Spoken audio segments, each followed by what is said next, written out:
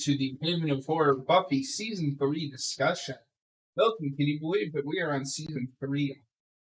It's honestly, in some ways, it is hard to believe. I didn't know how far I was going to get into this show. I didn't know if I was going to like it that much. Now here we are in season 3, and I have to say, this is probably the best one yet. My favorite season. Uh, in multiple ways, because as much as this is a fun season and you get some new concepts, at least for me personally, it's always a little heartbreaking to see the end of Buffy and Joe's relationship. Because, of course, he gets his own show, which coming soon to a YouTube channel near you. So I figured we kind of do this like we did season 2, because obviously this follows the format of season 2, where it's a 22 episode season. And I don't know about you, but as much as I want to be here talking about each episode individually. So I think, and we are gonna mix it up just a little bit because we like to grow and change. That's why we like the show. So I figured we would start with Milton. This is your first viewing. Best and worst episode. That's actually kind of hard for me. Well, And we do not rehearse this ahead of time, so he did not know about this now. Yeah, I mean, best and worst, I do think about it quite a bit. It's a bit hard to kind of choose with this one. All the episodes are actually very good in this season. Fairly consistent quality between each of them, in a way that isn't present in season 2, and especially not in season 1. If I had to choose one, I guess it would have to be I might say Xander's standalone episode, just by the fact that I'm not exactly liking Xander less and less as time goes on, but he's not the strongest character for me. The episode where it kind of takes itself less seriously, while I understand his presence and is fairly well executed, I do think it is the weakest one. I think that's Consequences. The Seppo. Oh yeah, you're right. It is the Seppo. Yeah, that would be episode 13. The strongest one, I think. I like Earshot, actually, the one where Buffy gains at least temporary telepathy. I think it's very interesting. It's a way for the characters to be expressed in a way that they haven't before. It's a very interesting device. It goes in a way. It goes in the way of telling the moral of be careful what you wish for. Something that can be a positive can become a negative later on if you engage in it too much.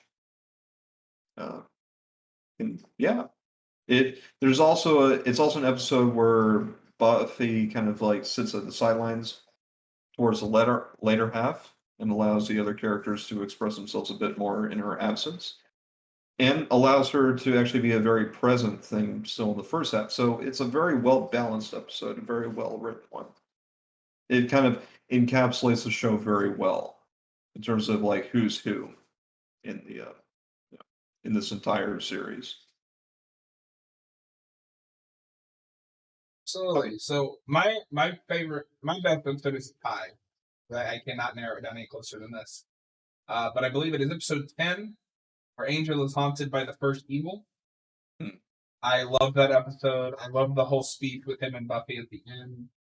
And I love that that's the first real movement towards, we're setting up Angel to be able to go off on his own and find a life without Buffy.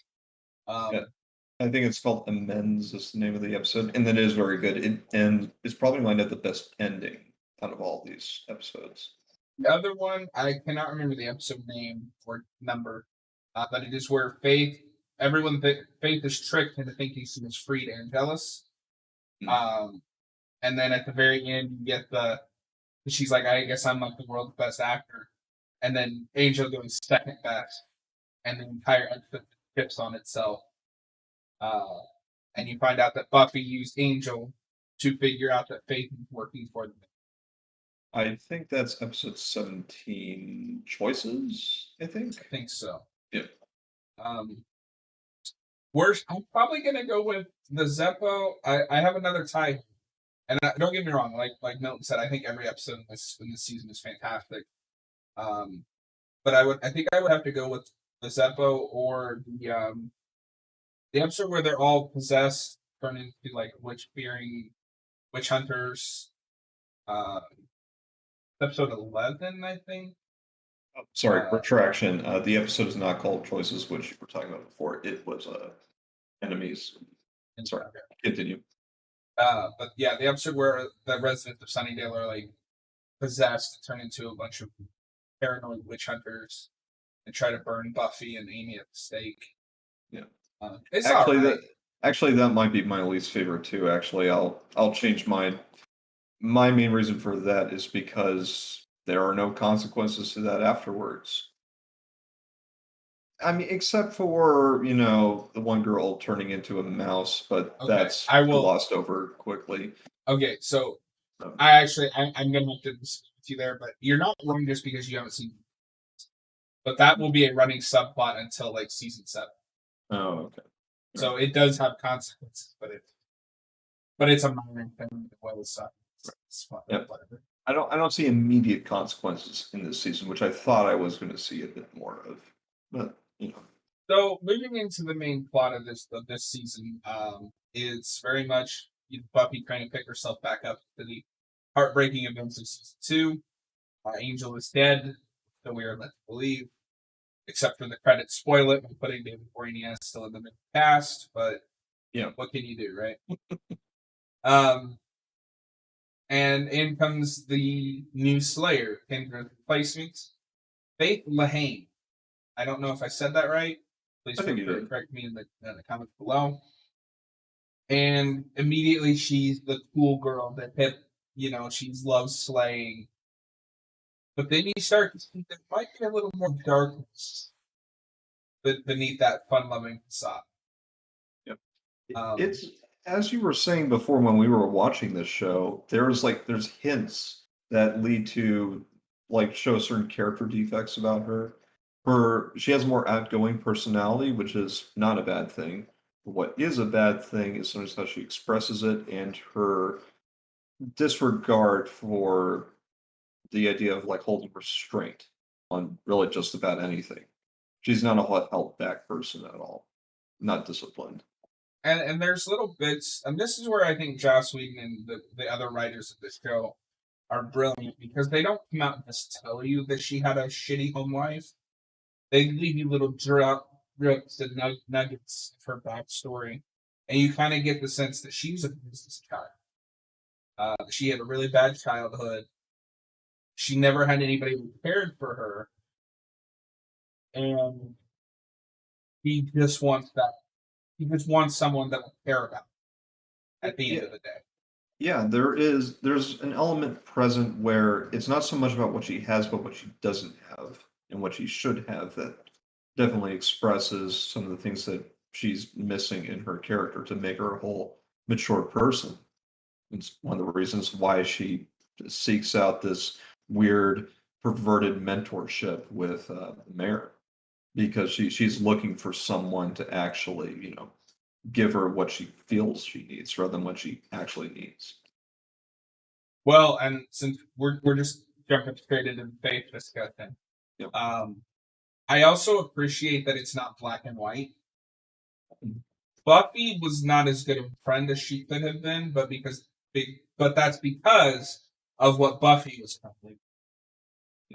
Not to say that she doesn't try, she does, but she's never able to give Faith what Faith wants, because she's dealing with first, the loss of Angel coming back, all of this stuff in her life, and she doesn't know Faith enough to trust her on these matters, which she didn't even trust her closest friends with it, let alone Faith. And I think even at the moment that Angel is discovered to be alive, you're to see a friction there because Faith feels left out. Yeah, there's it's a lot of it's a matter of circumstance and just bad timing with a lot of events. There's a lot of things out of Faith's control that she can't deal with. At the same time, it's balanced with certain character defects. Buffy still has her hangups. she has a lot of guilt with how she's dealt with the situation with Angel slash Angelus. Understandably so. She stabs him for good reason. Unfortunately, not because of something out of Angel's control. Angel comes back and she's not sure how to deal with the guilt of the situation or how people will react to Angel simply because Angelus exists. Nothing for what he's done personally. He can't be accountable to his demonic counterpart. But that's also the weakness of dealing with Angel because nobody's really going nobody seems to have a consistent idea of when Angel could become Angelus. Which in some ways is the reason why episode 17 is such a great episode, because there's that lingering fear that Angel could just flip on a dime. And it's also that thing, is like Giles mentions this. Angel, or as Angelus, went out of his way to torture all of her friends. It would be hard for me personally. Can't even imagine characters. I mean, I kind of can't. But how do you forgive somebody whose face you looked into as they were torturing you, but it wasn't that? You know, Yep. It's because Giles. I feel like Giles knows there's a difference between Angel and Angelus, but he's still not able to forgive him for what happened at the end of season 2. He's able to act like a mature adult because he's gone through the ringer of his character arc already, mostly through just getting past his adolescence in which he was dealing with the black arts. But he's still angry about it, justifiably so. He wants to be the reason why a lot of people just aren't outright hunting Angel, except Xander, is because, well, Buffy is their friend and they care about Buffy. So they'd rather just have it be where Angel leaves. Angel recognizes that and it's like, well, I have to go. Among other reasons for why Angel leaves as well, also related to Buffy. So, since you mentioned it, we'll go into this next. And there's a few key episodes I think we should discuss as we go. But so I like Xander a lot more, mostly because I've seen the whole show and I feel like he gets. One of my big problems with all the first 3 seasons is they don't seem to know entirely what to do with Xander. They know why he's important to the group, but the only thing they can think of to do with him is that he hates Angel. And I feel like at times it's taken to an extreme. Another thing with the extreme degree is his cracking wise. Sometimes the jokes land and sometimes they don't. Most of the time they don't for me. And it just makes him seem like a very subversive element to the dynamic sometimes. That doesn't bother me because I know people. True. No, it's realistic. Don't get me wrong. But I look for heightened reality sometimes. Just my own personal That's taste. fair. And I think he gets funnier as the show goes, but I can definitely understand that. I also have a soft spot for type Xander, Chandler from Friends, the sarcastic, like insecure character, and you get some sense of his. He has a similar home life to Faith does. So I think the sarcasm, even if it doesn't always land, comes from a character place, which softens it a little bit for me. I think it's in this season. There's a scene that I love because it hurts my feelings. But he calls home, right, to make an excuse because he's, helping Buffy. And he has to remind his parents that he's their son. Yeah, that part I like because shows another portion of his humanity where we can be sympathetic to him. I feel like we need more of that sometimes. Well, and I think that's one of, as much as I love this show, one of the issues is we don't know what like Willow and Xander's home life is like, other than a scene here or there. It's all from Buffy's point of view. We get a little bit of Willow and a little bit more in this season with the witch hunt episode, certainly, but still not enough with Xander, except for the fact of, well, his family really just isn't present, or they're very violent and like argumentative. I certainly would like to see more of it. I think it serves more of Willow's backstory for us not to see as much. I think it would serve more for Xander to see more, I think. and I will say, because we mentioned as well as the Beppo, just from the episodes we've seen, I think last season's Valentine's Day episode was a better Sander centric episode than this one. Yeah, I This one like is that. very much about him just proving to himself that he's capable. Yeah. Which I don't know if we really needed to see personally. I it's okay. I feel like we could have definitely proved that he was more capable if he was allowed to express his military training a bit more, which he assumed once the possession happened in the last season. They reference it towards the end in the finale as well. It would be nice if we got more of that, where we can see him, acting with greater competence in an area that others can't act in. Instead, he's just trying to mimic other people. Season. But let's rewind a little bit here. We're a little all over the place, but there's just so much to talk about with this season. It's very like heavy with Yep. material that it's. Yep. How overall did you feel about Faith's character? With Faith's character arc, now that I really like with Faith, it acts in a way as a foil to Buffy's relationship with Giles. The whole relationship with Faith and the mayor is very interesting. Good. The mayor himself is an interesting character in of itself. Seeing how he interacts with people also becomes a bit more interesting. Because it's weird. You would normally think that the mastermind behind the scenes, you might have like an Emperor Palpatine from Star Wars, where it's like very one-sided. He's manipulating for the sake of getting something. He doesn't actually have any real emotional investment, behind the mask, so to speak. The mayor, on the other hand, has his humanity demonstrated quite a bit, and in some ways makes him, I would say, more interesting character than Palpatine in some ways, as an example. Because despite the fact that he is human, he is also still allowed to be intimidating. He shows his own personal likes and dislikes about something. It allows him to be human and gives a window for Faith's character to actually engage with someone like him. Because she doesn't like people as much as she doesn't like monsters. She sees blurred lines with the mayor, and that makes it interesting to her.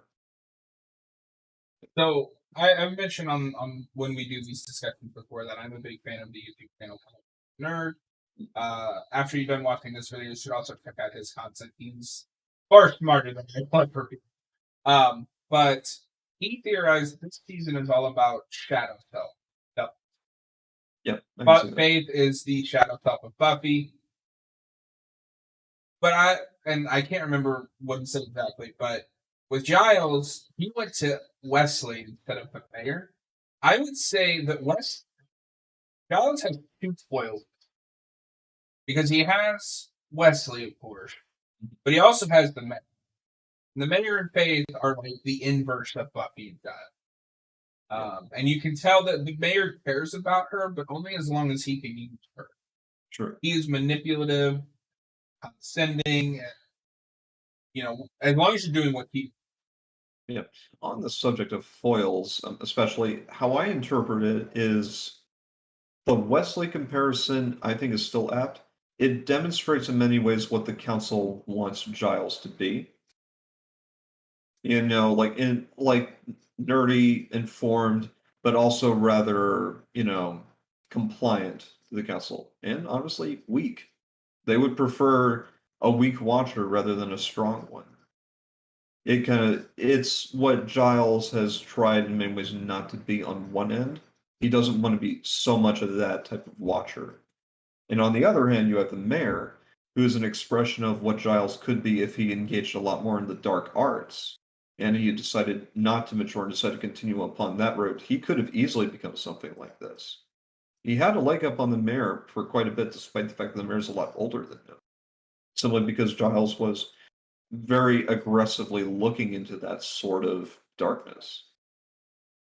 Well, and that's one of the other running plots in this season as well. So of course the metaphor for the first two seasons is high school is hell. We are in senior year and it's graduation day.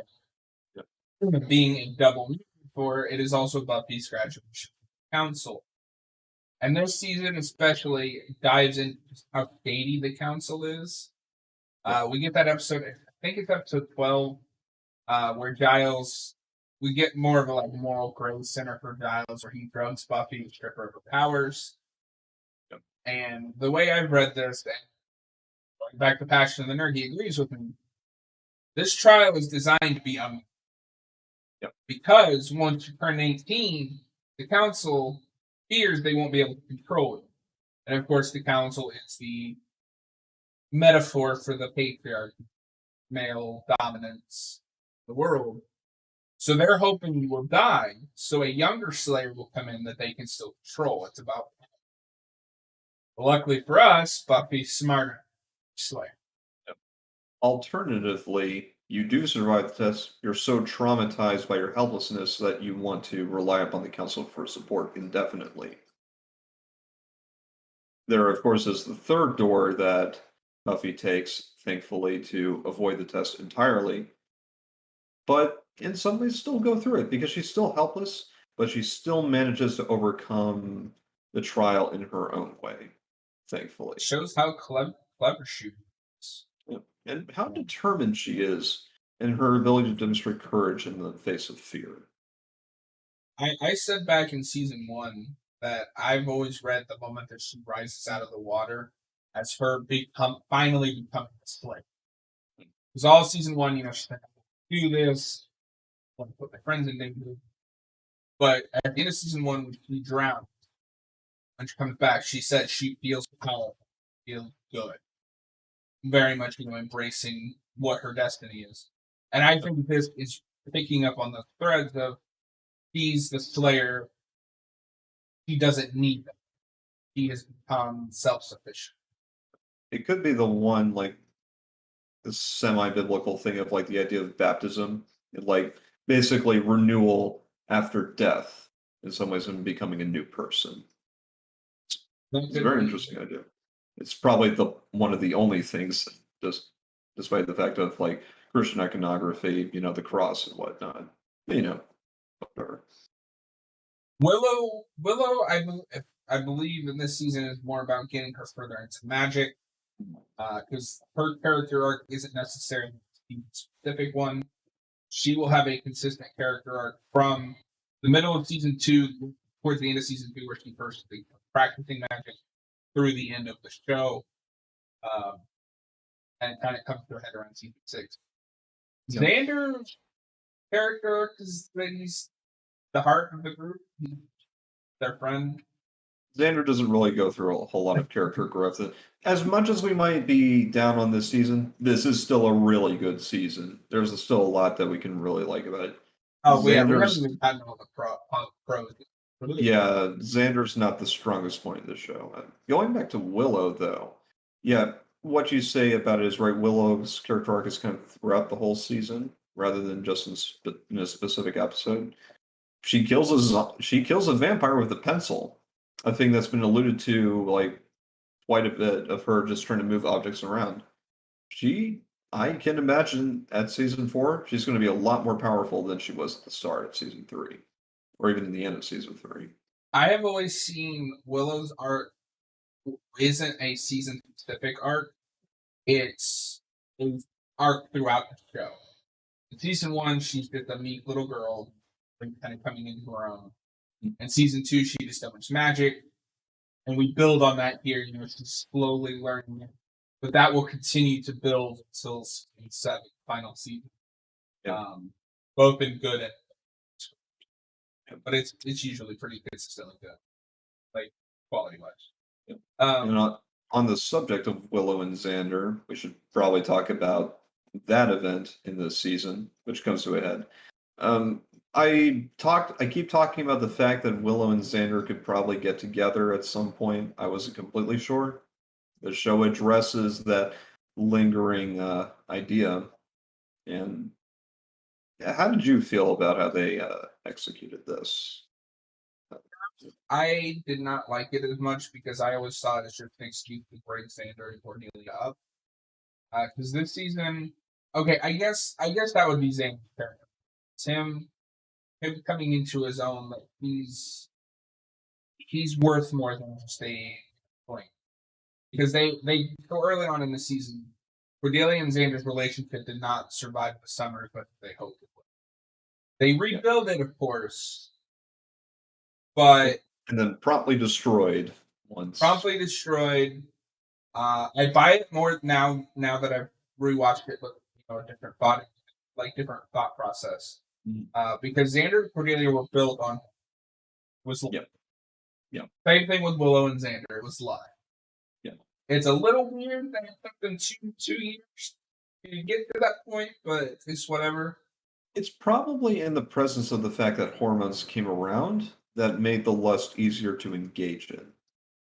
And it's honestly, as much as Willow is definitely a partner in the whole cheating process, I honestly give more of the impetus goes to Xander because Xander's just more aggressive about it. I'd say it's fit. It ought to be, but I think the show tries to put in light where Xander's slightly more responsible for it. I don't know what. Maybe with the show's communicated, I think they are both definitely responsible for it and both take blame. But I also think the show is aware of why these characters are doing what they're doing, because the most notable thing is Willow and Oz stay together. They work through it. Xander and Cordelia.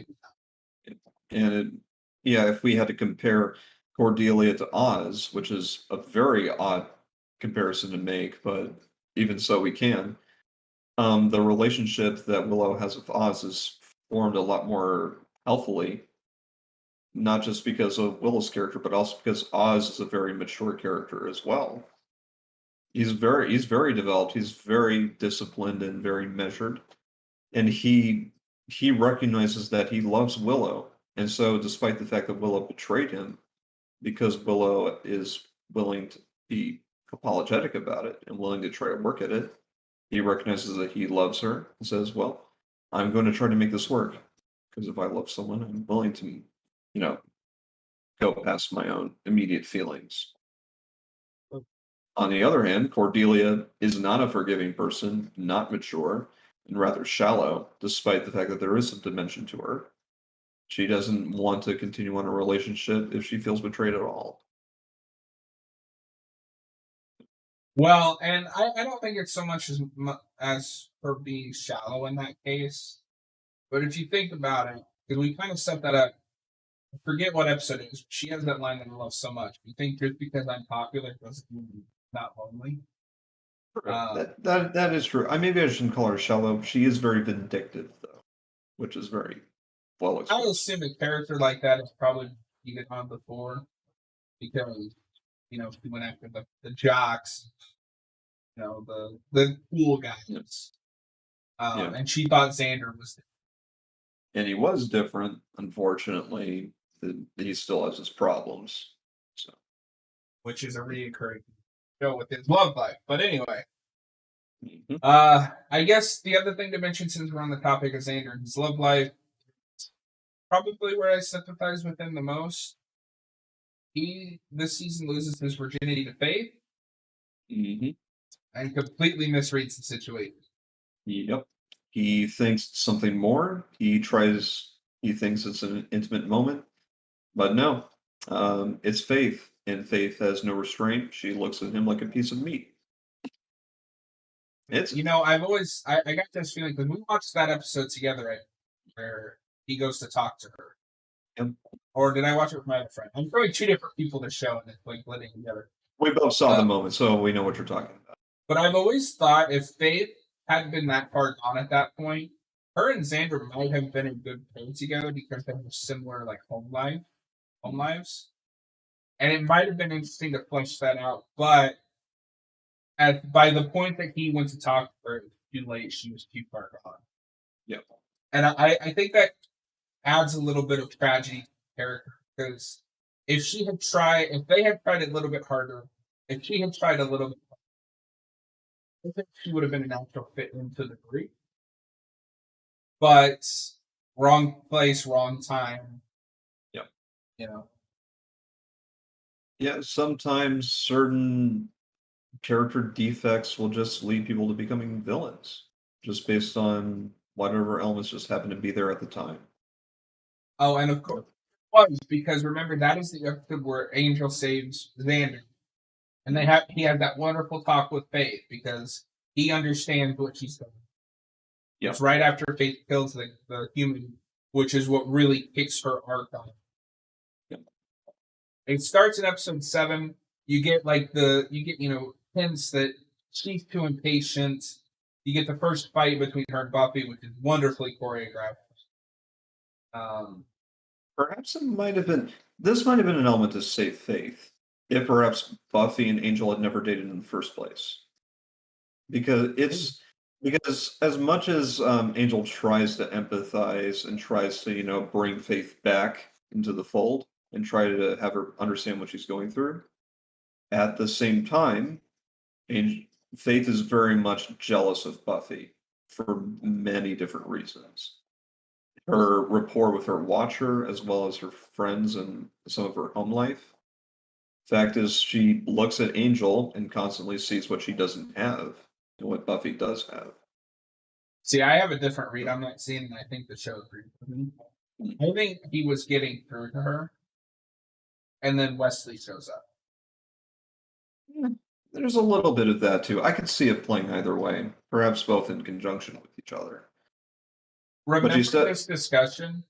Remember this discussion because they're going to pick up on this in season 4/season 1 of Angel. And then we might revisit this topic to see if it's different. But I'm a big fan of Angel and Faith's relationship, what little there is, because he knows what he's going through. Sort of like to take life. He's really the only one of them that do. Yeah. Aside from vampires, demons, and whatnot. It's not the same thing. The Scoobies. Yeah. I say a lot. That's fine. It's a verbal filler. Yeah. I think of what else big happens this season. We mentioned, Giles. We get our first sign that the council, that not every watcher is as good as Giles. Before Wesley shows up, you watcher. Yep, we get one of those. I wonder if she's helpful to bring the Faith's character arc along quite a bit with the whole gauntlet. I think it was Celtic, I think, if I remember correctly. Yeah. We can only say that. What it looks like. We can only say that now. It's more of the Infinity Gauntlet looks. Well, the Infinity Gauntlet was in comics quite a bit before, but Surprised because this is Joss Whedon. If that is a reference to like the Infinity Gauntlet. Could be. There's an Avengers reference in season 5 that, in hindsight, is really funny. Yeah, that's a good point. Yeah, the other thing I do want to mention as well, I love the tone of these first 3 seasons, even the first one. It's got this like gothic, dark and moody, which I'm sad to say we kind of lose in the rest of the show. That kind of goes over to Angel, and Angel starts speaking with like the darker stuff. Not to say there's not dark stuff in Buffy, but Angel has always dealt with the more mature, like darker. It's not just the fact that it's mature and darker. It has that tone to it, but there's also a humorous element within, a sort of levity that can be found when you engage in the idea of friendship. Which, as sappy as it might sound, friendship is magic. Oh, I'm actually glad you said that. I know you were joking. But that's the other big thing. This is the season that opens up the idea of the multiverse, which, of course, the comic run wild with to stupid degrees. I'm, of course, talking about the Boom reboot, which, if you are wondering, no, we will not be covering those on here because I need my brain cells. But anyway, I'm sorry if you like them. I could not get into them. We meet Anyanka this season, who will become a reoccurring player until the end of the show. He is a vengeance demon when we meet her, and a new type of demon for this season, who grants Cordelia's wish that Buffy and Sunny. And we very much get to see the result of that. Xander and Willow were vampires. The Master took over. Although, if you really want to be nitpicky, How did he escape? Because he was supposed to use Buffy to escape, but if Buffy never came to Sunnydale, it's fun. It doesn't matter. I'm willing to kind of get past that to a certain degree just to see what could have happened. It could I be agree. another. No, I guess not another Slayer. That wouldn't really make any sense. But we get to see what Buffy would be like without Xander, which is why I've always stood up for Xander at least somewhat. Is why she keeps him around. He needs that influence in her life, or else he would be like the Buff in this episode, who was sadly killed by the master. But no, it's very interesting. I was a little disappointed at the end of the episode when it ended on a note where it seemed like nobody had learned anything. But then thankfully we get another episode where we're actually able to see Willow's doppelganger actually be present in the real world, and it actually brings some things to focus. And Dark Willow has one of my favorite, just iconic one-liners. Bored now. Bored. Allison Hannigan, I have to give her a shout out this season because she does an amazing job playing not only Willow, Dark Willow, and Willow trying to be Dark Willow. Oh man, I'm so glad there's only 2 more seasons until season 6. I can't wait for that one. I love that season. It's divisive, but I'm in the camp that love it. But back to this one. Let's see. We discussed the mayor. We discussed Faith. Oh, how about Trick? Trick is an interesting character. I love Trick. He's not a very fleshed out character, but he's still entertaining to watch even so.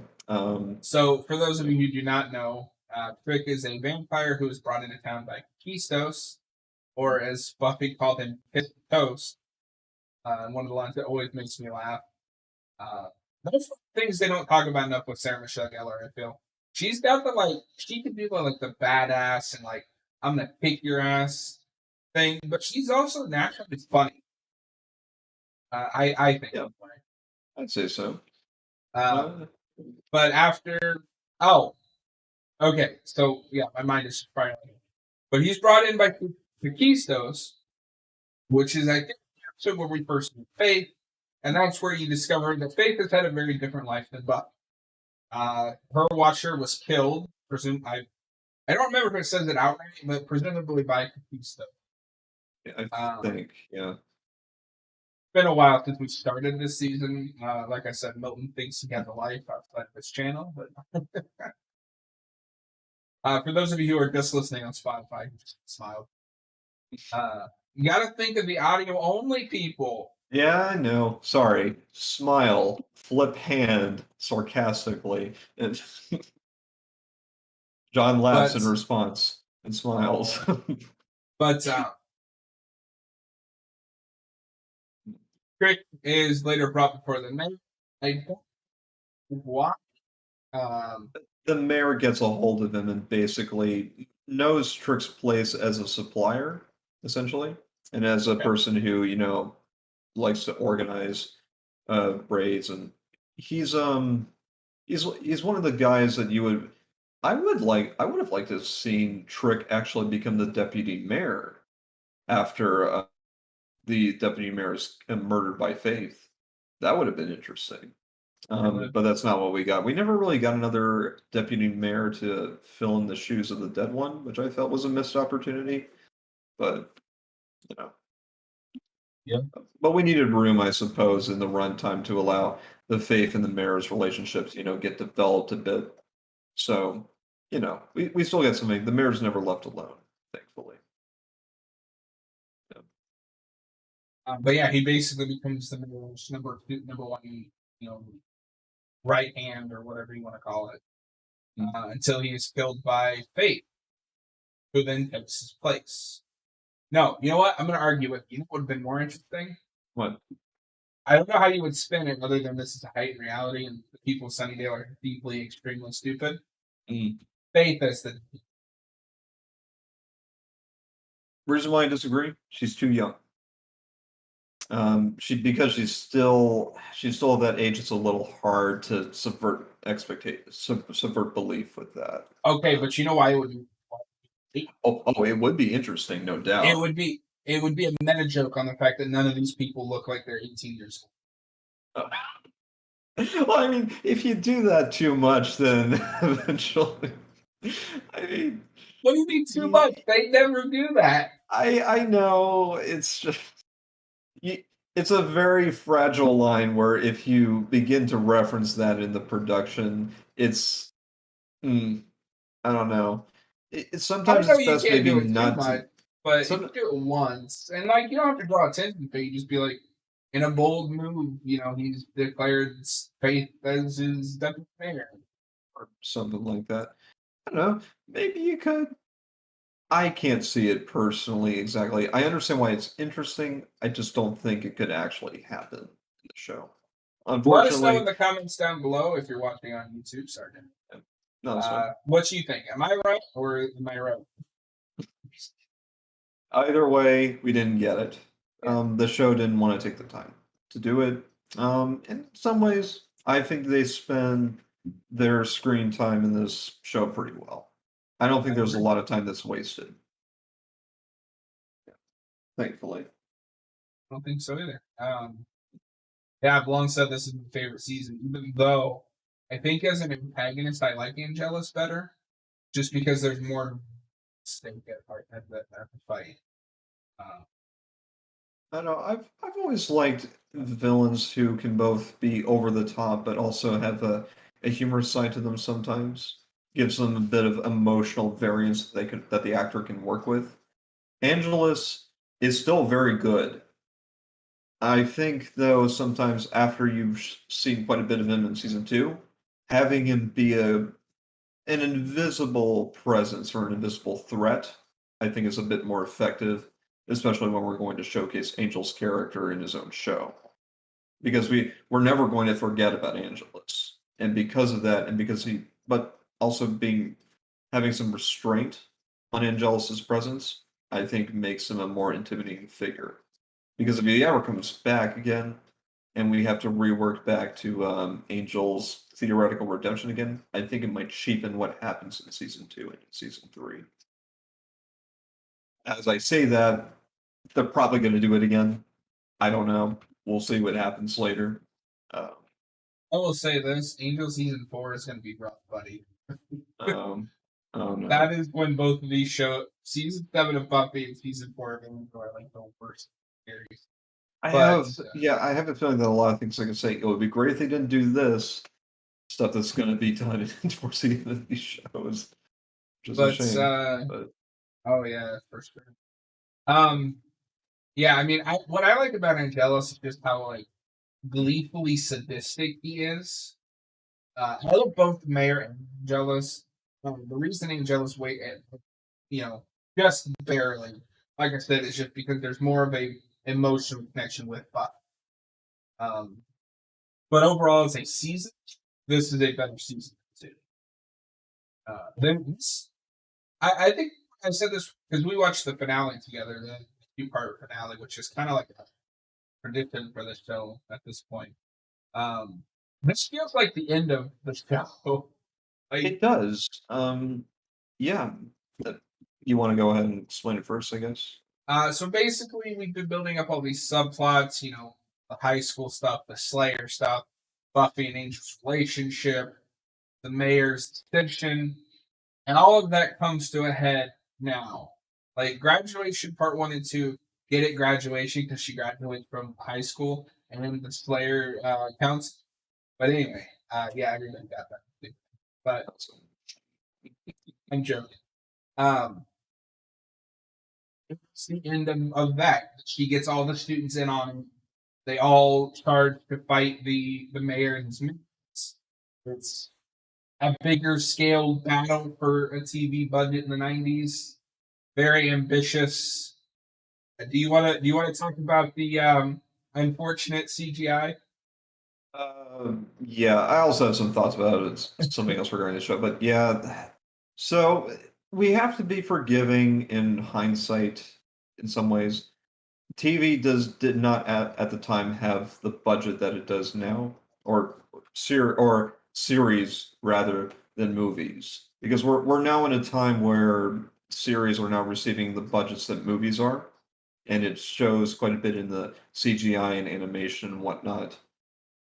At this time, the rough portions that we get during the 90s is exponentially multiplied because we're also doing it for lower budget too. So unfortunately, it looks atrocious. But the main draw of the show is not through the CGI, thankfully. It's with the writing, with the characters. And you fortunately get enough of the character stuff where you can be forgiving for the CGI if you're willing to not be too critical about the limitations of television at the time, especially Yeah. broadcast television. Personally, for me, it's never bothered me. It looks a little goofy, but it kind of fits in with the camp side of this show. Because That's as true. much as a serious drama that this show is, its characters, it still gets a little bit campy, and I like when it gets a little campy. Yeah. I don't think you Uh, need the CGI for the camp, but I'm willing to let it. I'm willing to not complain about it as much.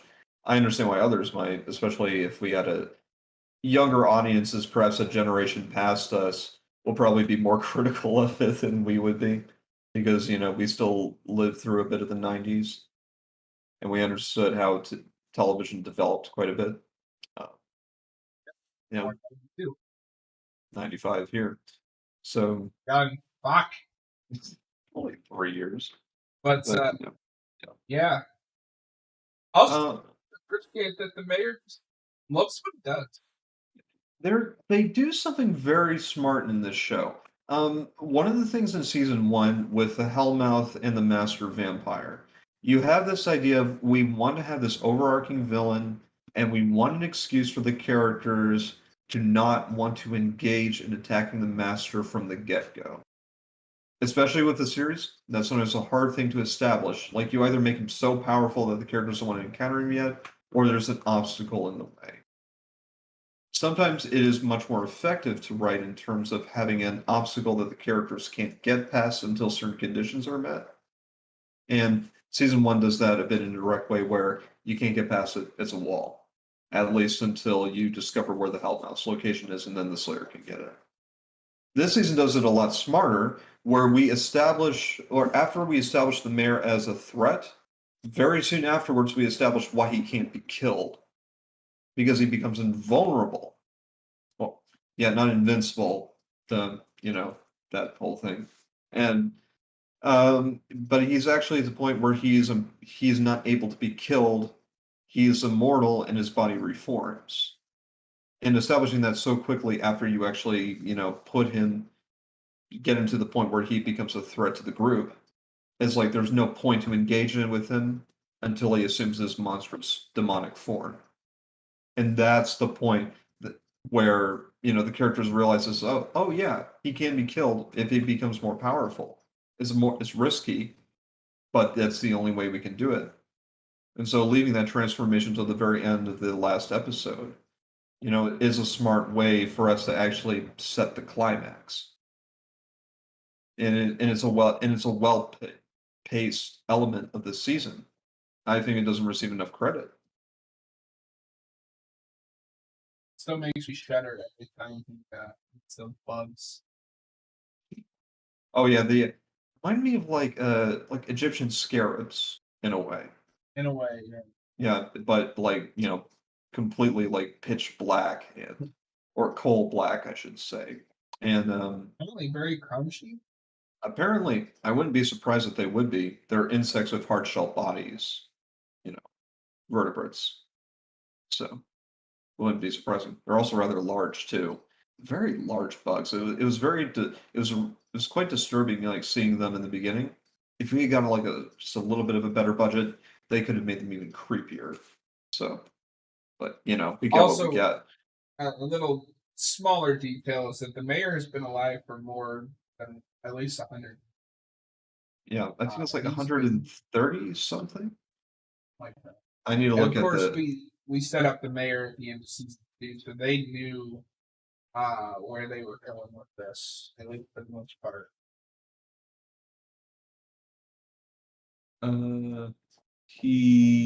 I can't see it on the wiki exactly. I'd probably have to look it up later.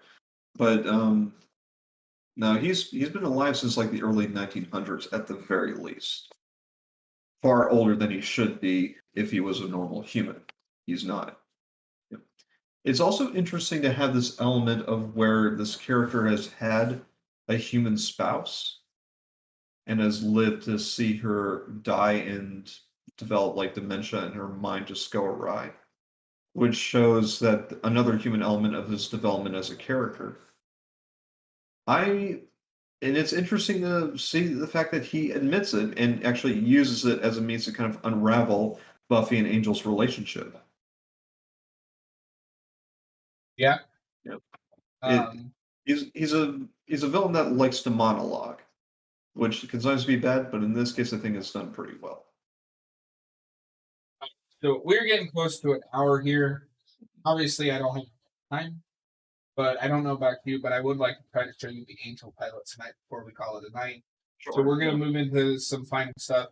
The other big thing I thought we should mention is Prom episode. It's wonderful. Mhm. It is in the middle of Angel has broken up with Buffy. You know, we're this whole season is pushing Angel to his I don't want to say destiny, pushing Angel towards his own show for life. Yeah, Um, and it will allow him to cultivate and develop into an even greater character in his own time. Uh, Yep. and we start with breaking up and Buffy, but he comes back for one last dance at prom, kind, because he still cares about him. And this is where it also starts to feel like kind of a cap off because we get that amazing at the end where I think his name is Jonathan, which keep an eye on him because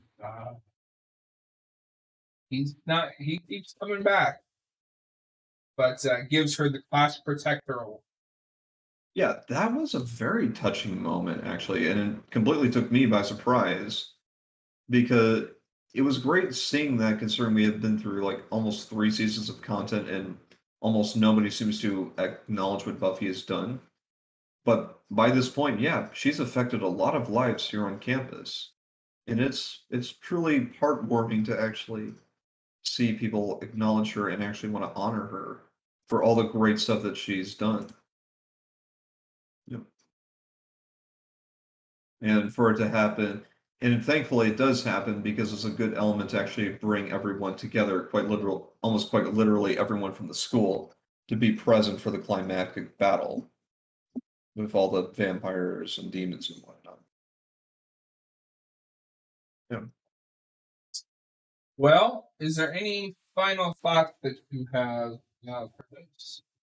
Final thoughts. For me, with the production, Joss Whedon, of course, is still at the helm and is writing shows. He's getting better at it as time goes on.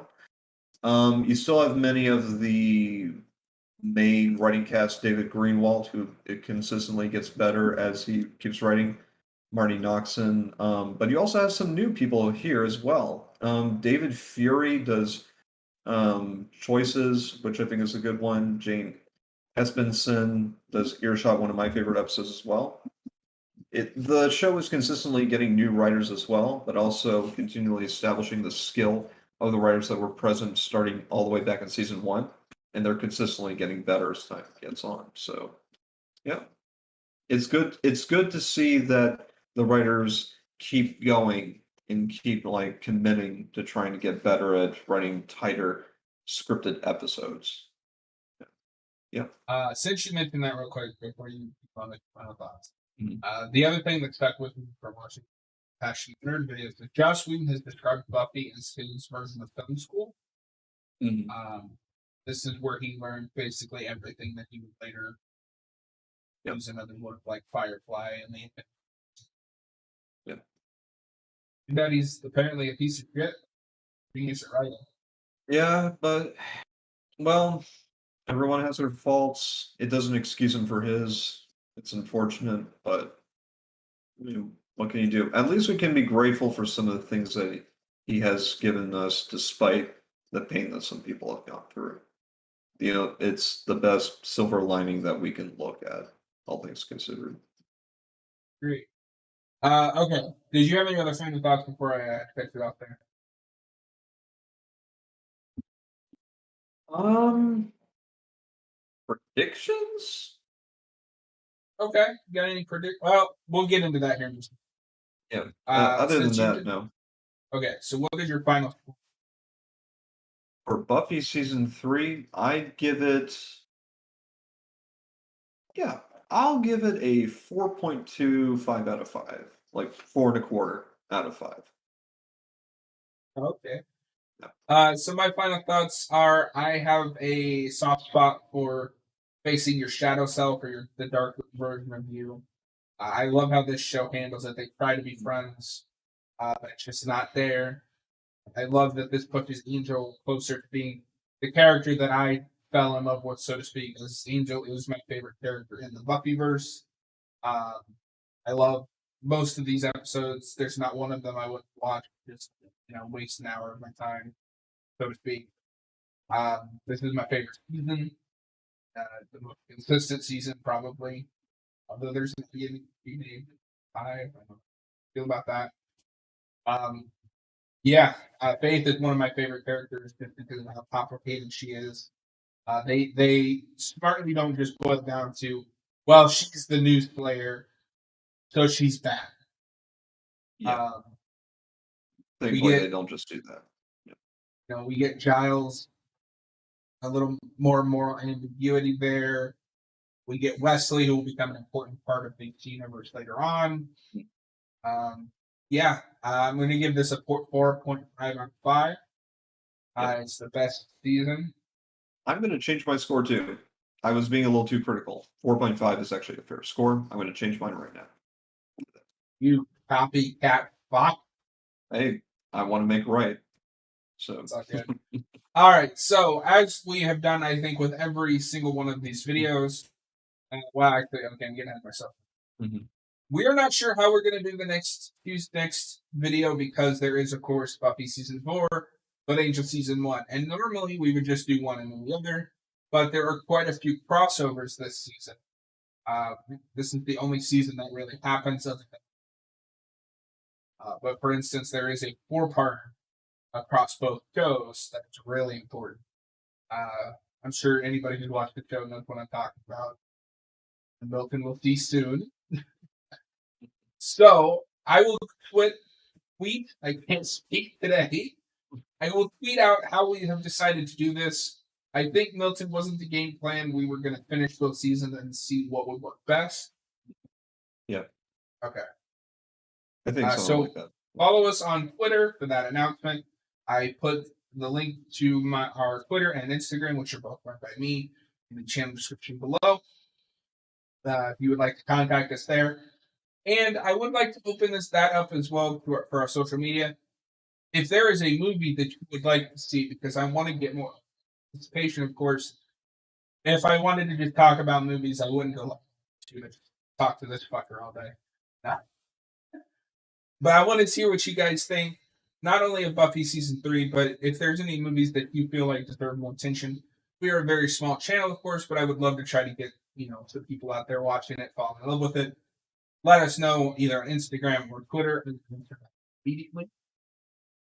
So for the final little segment here, we're going to let Milton predict. Are you going to do predictions on just season 4, or are you going to also predict season 1 of it? So I'm going to do both to a certain degree. Last one, quite a bit off the mark with quite a few of mine, actually, because there were just some things I just could not predict because season 3 had its own writing elements to it. But yeah, things to predict based on what you say, based on how I feel. Buffy season 4 is going to be a bit rough and it's going to be a bit uneven. Oz will still be an element, although I think this show is slowly going to introduce more elements in the writing of Willow and Oz's relationship to slowly edge him out, unfortunately. Because ultimately, despite the fact that I think that Oz is a great character and I think he should stay in the show, and I think Will's great too, I think there's going to be a point where perhaps there's something about the relationship that is not fulfilling either character, and they'll probably get split. Also, because I know eventually Seth Green leaves the show anyway, so so I know that too. I really don't know what's going to happen with Xander. I truly don't know. There's a lot of different ways that hopefully they could improve his character. I have no idea though what they're going to do. And the fact that the show doesn't know either doesn't help me in trying to figure out what's going to happen. You say that the revenge demon is still going to be an element, so maybe she is a present figure. I don't think that they're going to pursue a very long-term relationship, despite some of the elements that are present in, the later portion of the show with Xander. I think that the council is going to be a more present element. I think there's an opportunity to make them antagonists, but probably not principal antagonists because Buffy still has to be slaying, vampires and other demons. I have no idea what they'll do for an overarching demon, though. There's a lot of unknowns. Because of a lot of unknowns that we are dealing with an audience, I imagine the writing team is going through the same struggles as well. So there's a lot of question marks about where this could be. But college will be an element, I'm sure. Because where do you go after high school? College. With Sunnydale College or Sunnydale University, I guess. I don't know. Was it a college or a university that they're going to? USC. USC? Okay. Feel free to let us know in the comments if I'm wrong. Season 4 is not what I said. Yeah. Like you said, Angel season 1, I think, will have a stronger writing thing because I think Joss Whedon's energy is being directed a bit more towards Angel because of how much more attention he gives and by the fact that Angel is leaving and going for his own thing. You keep describing and comparing Buffy and Angel to like Superman and Batman. I think we're probably, and as you say, darker elements of the show. I think, what is the character's name? Whistler? Yeah, that guy. He's going to be an element in the show, I'm sure, because Angel's probably going to go back to a different familiar location to him. Maybe New York? Maybe. Or if not, probably somewhere else in California, maybe Los Angeles or something like that. Maybe. Whichever is easy to shoot, I'm sure. Enough film locations for people to work with. Maybe you might hop around. I don't know. You probably get more of a direct demonic element where I think Angel's going to actually deal with a lot more not as obviously malicious demons. We get the presence of a demon in this season who actually tries to sell something in exchange for money. I think that element of like the demon underworld that isn't outrightly trying to, eat humans is probably going to be a more present element in shows like Angel as opposed to Buffy season 4, for instance. So I'm looking forward to something like that if that actually happens to be. Yeah, that's all I have to say on that. So I'm only going to tell you on one of the things that she predicted because we're about to watch the pilot of Angel, I think. Whistler was supposed to be an angel, but they could not get the actor, so he will not be. They created a new character. Interesting. All right. Well, hopefully he or she is good. There's some more behind the scenes stuff, but I'll tell you as we get there. But thank you guys for watching. I've been looking forward to doing this forever. Milton, don't take so fucking long this time. Kidding. I'm kidding, everyone. Milton snorts his nose, flips his hand as he usually does. Real life comes first, of course. Don't forget to check out our Telltale The Walking Dead playthrough as well as the State of Decay videos that I'm uploading. If you're listening to this on Spotify or Anchor or any of the other dozen platforms we are on, feel free to check us out on YouTube as well. Thank you guys for listening, watching, however you are consuming our content. We couldn't do this without it. We wouldn't be doing this without it. We really couldn't. We love just fulfilling this edge of the internet. We will be back this Saturday with Shaun of the Dead, Ghostbusters, with a special guest star, but I'm not going to tell you guys who yet because it's a surprise. Someone we haven't had the show yet. And then that will probably be the last guest star for a while. I'm thinking the next time we have a guest star on in Lighthouse, which is a brilliant film. Yep. But that is in an undisclosed future. Don't forget to hit that subscribe button if you're watching this after the fact on YouTube, or hit that follow button on Spotify or what platform you're listening to this currently on. We appreciate you guys, and we see you soon. Thank you for watching, guys.